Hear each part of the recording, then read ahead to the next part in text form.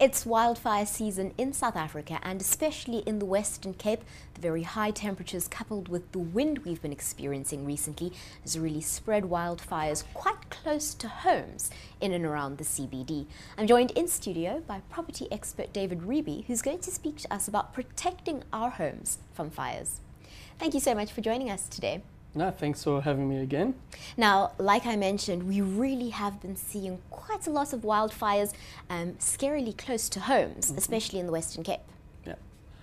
Well, I have to say, as you know, we manage a lot of property in the Western Cape, and we've had a number of fire claims coming through our office, as well as what you have seen on the press. Not all of it makes it into the media, but there are many fires fueled by the high winds, hot temperatures, and people really need to be a bit more conscious and take better precautions. Otherwise, they put their properties and lives at risk. So what are those precautions that we can take? Well, there are many precautions that you can take, and I'll talk specifically about the properties that we manage and how we enable trustees and owners to look after their property interests. We would suggest people, from the outset, you need to have fire safety equipment. It needs to be regularly serviced. That will lead on to an insurance issue, but we can discuss that later. People have to have access to these fire extinguishers. There's no use having great working fire extinguishers, but nobody can find the key in an emergency.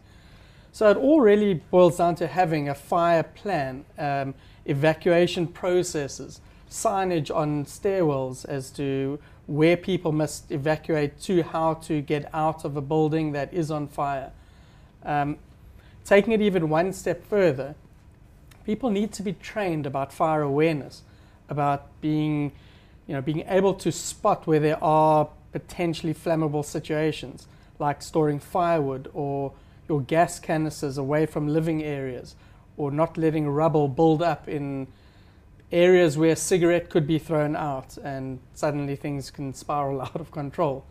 So it's really about awareness, training, and getting practices, protocols in place and making sure that everybody is aware of what to do in that emergency situation.